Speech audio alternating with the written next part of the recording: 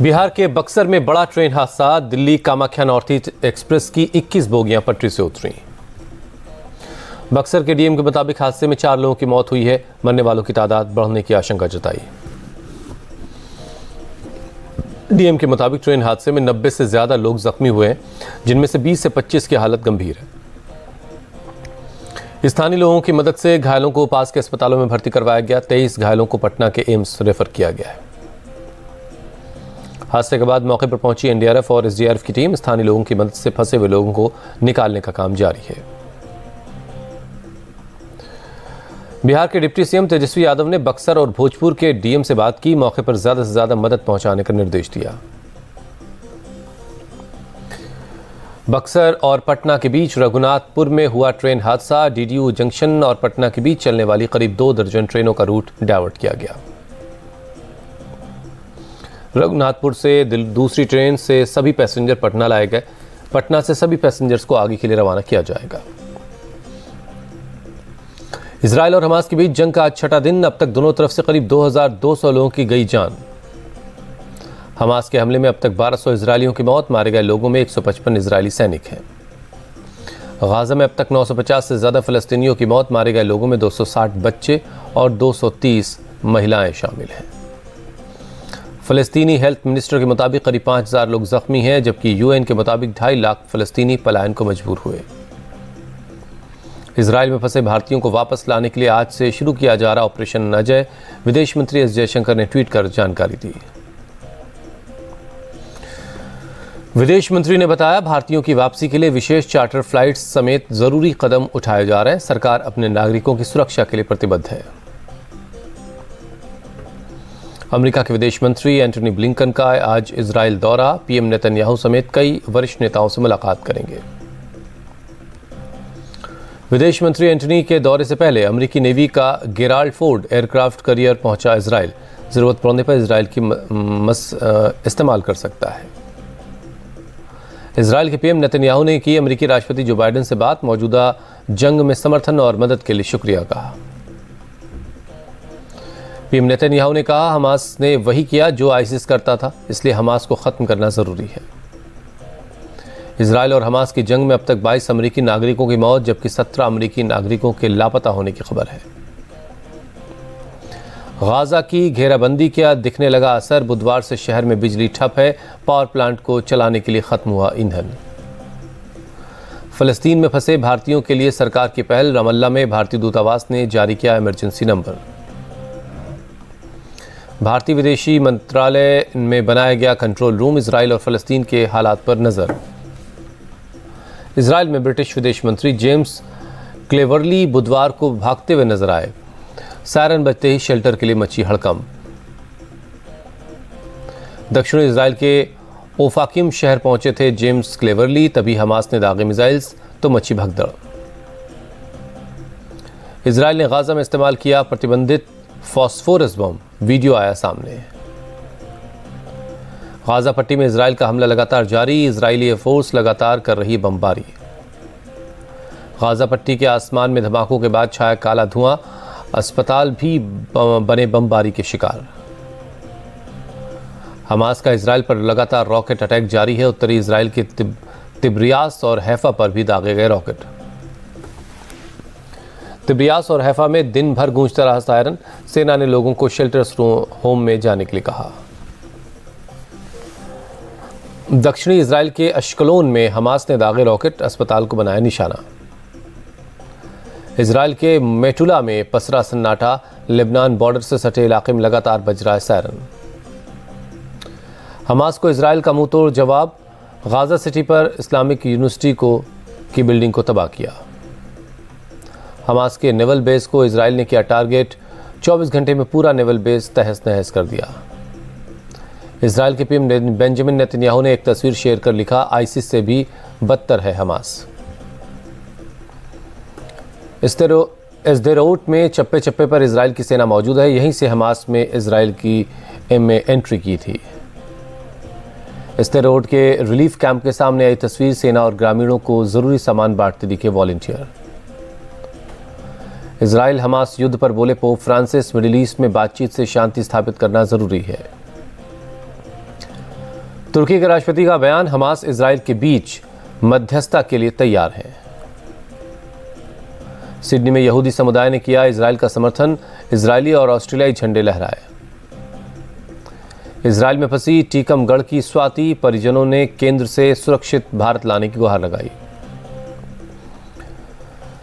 Israel के समर्थन में पीएम मोदी के ट्वीट को शशि थरूर ने बताया अधूरा, कहा फलस्तीन और इजराइल दोनों जगह शांति हो।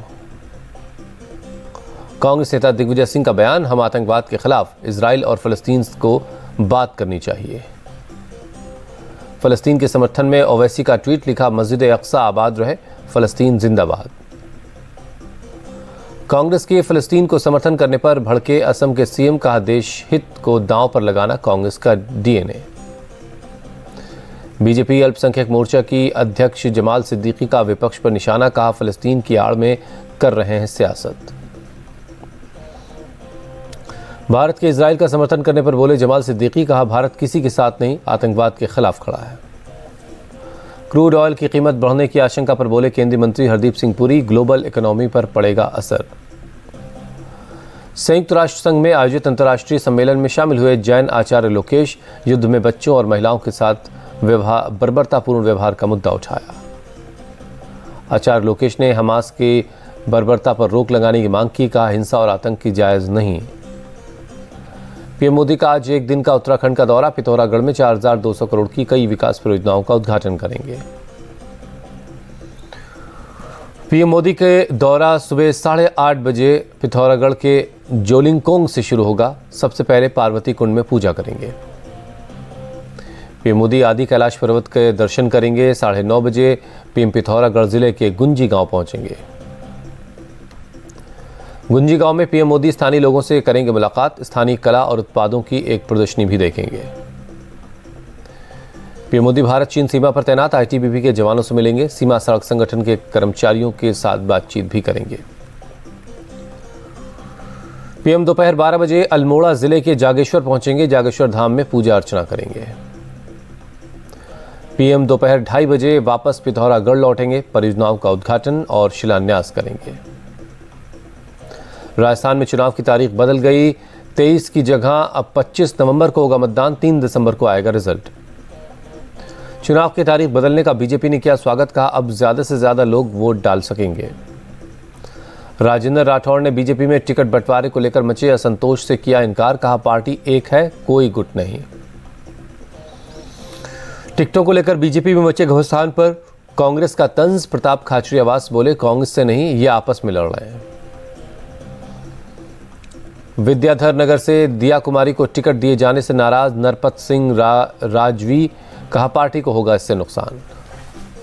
नरपत सिंह का दिया कुमारी पर निशाना, कहा मुगलों के सामने घुटने टेकने वालों को टिकट दिया। विवाद बढ़ने पर बयान पर सफाई दी। केंद्रीय मंत्री रामदास अठावले का 5 राज्यों के विधानसभा चुनाव को लेकर बयान, कहा हमारी तैयारी पूरी है, हमने 5 राज्यों में जीत का प्लान बनाया है।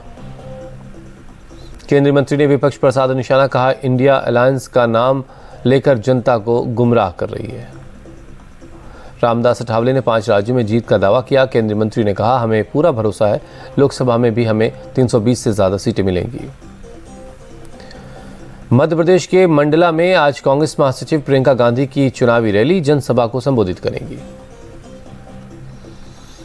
प्रियंका की रैली में कमलनाथ भी करेंगे शिरकत। दोपहर 12 बजे प्रियंका करेंगी जनसभा को संबोधित। मध्य प्रदेश के सीएम शिवराज सिंह भोपाल में कांग्रेस पर जमकर बरसे, कहा कांग्रेस मेरा विनाश चाहती है, लोग ट्वीट कर मरने की बात कह रहे हैं। सीएम ने कहा मैं शिवराज हूं, मर भी गया तो जनता के सेवा के लिए पुनर्जन्म लूंगा। हरिद्वार से लौटने के बाद चुनाव प्रचार में जुटे सीएम शिवराज भोपाल में काजी कैंप, हनुमान मंदिर से हरिजन बस्ती, टीला, जमालपुर तक रोड शो किया। राजस्थान के जालौर में बीजेपी उम्मीदवार देवीजी पटेल की गाड़ी पर हुआ हमला, लोगों ने गाड़ी के सामने आकर प्रदर्शन किया। प्रदर्शन कर रहे लोगों ने गाड़ी पर बरसाए डंडे, हमले में गाड़ियों के शीशे टूटे। पुलिस मामले की जांच में जुटी है। बीजेपी युवा मोर्चा के अध्यक्ष तेजस्वी सूर्या का सीएम बघेल पर निशाना, कहा छत्तीसगढ़ का पैसा लूट कर कर्नाटक भेजा। कुमारी शैलजा ने छत्तीसगढ़ सरकार की उपलब्धियां गिनाई, कहा 10 लाख लोगों को घर दिया गया है। दिल्ली के पूर्व डिप्टी सीएम मनीष सिसोदिया की जमानत याचिका पर आज सुनवाई होगी। सुप्रीम कोर्ट ने पिछली सुनवाई में ईडी को सबूत पेश करने के लिए कहा था। संसद भवन की पुरानी इमारत को रोशनी से सजाया गया। रात में जगमगाया संविधान भवन, लोगों के लिए बना आकर्षण का केंद्र। आरएसएस चीफ मोहन भागवत का सुझाव, भारत को दुनिया को बताना होगा कि विविधता में एकता नहीं, एकता की ही विविधता है। राम मंदिर का हुआ भूमि पूजन, जल्द अयोध्या में रामलला होंगे विराजमान। रोहतक में बोले गृहमंत्री अमित शाह। राम जन्मभूमि तीर्थ क्षेत्र के महासचिव चंपत राय का भारत के बाहर रहने वाले राम भक्तों से अपील, 26 जनवरी के बाद आए अयोध्या।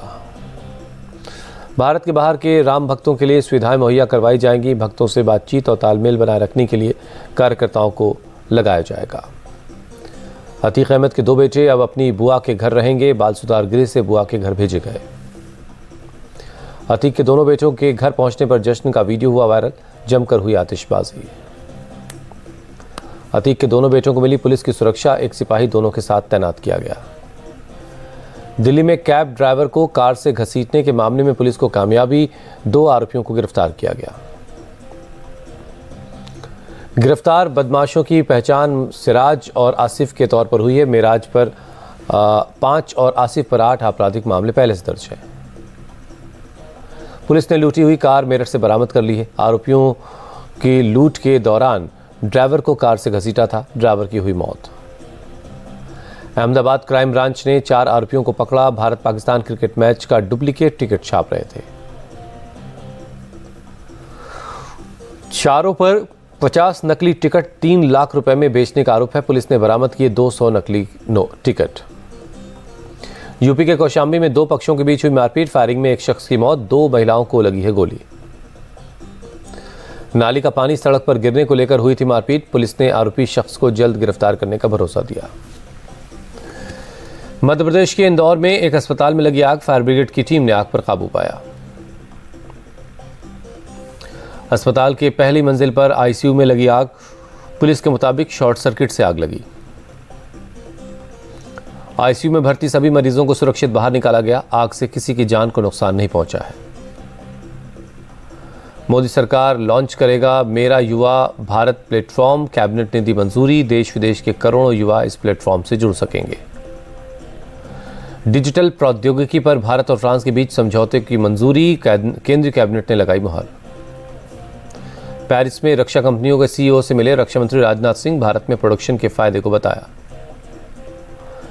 HECI बिल जल्द संसद में पेश किया जाएगा। केंद्रीय शिक्षा मंत्री धर्मेंद्र प्रधान बोले मेडिकल और लॉ कॉलेजेस इसके दायरे से बाहर रहेंगे। P20 समिट में डिजिटल और जलवायु परिवर्तन पर होगी चर्चा, लोकसभा स्पीकर ओम बिरला का बयान। इंडियन एयरफोर्स ने ब्रह्मोस मिसाइल के सरफेस टू सरफेस वर्जन का सफल परीक्षण किया। बिहार विद्यालय विशिष्ट शिक्षक नियमावली 2023 का प्रारूप जारी हुआ। परीक्षा पास करने के लिए नियोजित शिक्षकों को मिलेंगे 3 मौके।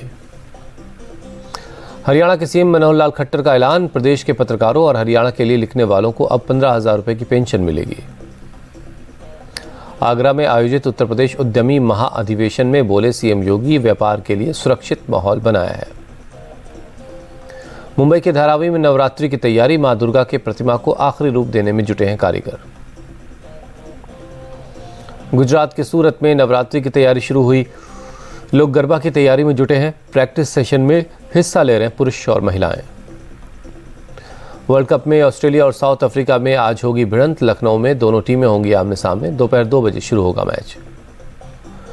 वर्ल्ड कप के अपने दूसरे मुकाबले में भारत ने अफगानिस्तान को 8 विकेट से हराया। रोहित और बुमराह के दम पर भारत ने दर्ज की बड़ी जीत। रोहित और ईशान किशन ने टीम इंडिया को दिलाई तूफानी शुरुआत। दोनों ने पहले विकेट के लिए 156 रनों की साझेदारी की।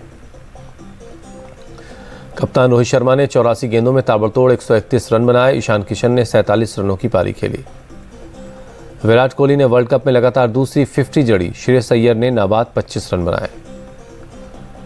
अफगानिस्तान ने भारत को दिया था 273 रनों का टारगेट। टीम इंडिया ने 35वें ओवर में ही जीत दर्ज कर ली। अफगानिस्तान की टीम की शुरुआत बेहद खराब रही। दोनों ओपनर सस्ते में लौट गए। रहमानुल्लाह गुरबाज 21 और इब्राहिम जरदान ने 22 रन बनाए। अफगानिस्तान के लिए कप्तान हशमतुल्लाह शाहिदी ने 80 रन बनाए। अजमतुल्लाह उमरजई ने 62 रन की पारी खेली। बाकी बल्लेबाजों ने निराश किया। भारत के लिए बुमराह ने 4 विकेट लिए। हार्दिक पांड्या और कुलदीप शार्दुल को एक एक विकेट मिला। भारत अफगानिस्तान मैच में रोहित शर्मा ने कई रिकॉर्ड तोड़े। इंटरनेशनल क्रिकेट में क्रिस गेल को पीछे छोड़ सबसे ज़्यादा छक्के लगाने का रिकॉर्ड अपने नाम किया। Rohit Sharma one day world cup में सबसे ज़्यादा 7 शतक लगाने वाले बल्लेबाज बन गए। सचिन तेंदुलकर को छोड़ दिया पीछे। Rohit Sharma one day world cup में भारत के लिए सबसे तेज शतक जड़ने वाले बल्लेबाज बने। 63 गेंदों में शतक पूरा कर कपिल देव का रिकॉर्ड तोड़ा। अफगानिस्तान के खिलाफ बेहतरीन पारी खेलने के बाद बोले रोहित शर्मा, रिकॉर्ड के बारे में ज़्यादा नहीं सोचता। विराट से गले लगने के बाद अफगानिस्तान के तेज गेंदबाज नबीलुल हक ने कहा, कोहली के साथ कोई विवाद नहीं था, आईपीएल के दौरान हुई थी कहासुनी। आईसीसी वर्ल्ड कप के लिए अहमदाबाद पहुंची पाकिस्तान क्रिकेट टीम। 14 अक्टूबर को भारत से होगी भिड़ंत। चेन्नई पहुंची बांग्लादेश क्रिकेट टीम। 13 अक्टूबर को न्यूजीलैंड से है मुकाबला। शटलर साइना नेहवाल ने चोट से उबरकर खेल में वापसी का संकेत दिया। कहा, कमियों को दूर कर बेस्ट परफॉर्मेंस देना चाहती हूं। ओडिशा के मुख्यमंत्री नवीन पटनायक ने हॉकी प्लेयर अमित रोहिताश और दीप ग्रेस एक्का को सम्मानित किया। अमित को 1.5 करोड़ और दीप को 50 लाख रुपए का चेक सौंपा। केंद्रीय खेल मंत्री अनुराग ठाकुर का बड़ा ऐलान। कहा, देश में खेलों को मिलेगा बढ़ावा, बनाई जाएगी नई संस्था। एशियन गेम्स में हिस्सा लेने वाले सेना के जवानों का हुआ सम्मान। सेना प्रमुख मनोज पांडे ने सम्मानित किया। जेवलिन थ्रोअर नीरज चोपड़ा का बड़ा बयान। 2 भारतीय भाला फेंक खिलाड़ी भविष्य में 90 मीटर क्लब में शामिल होंगे।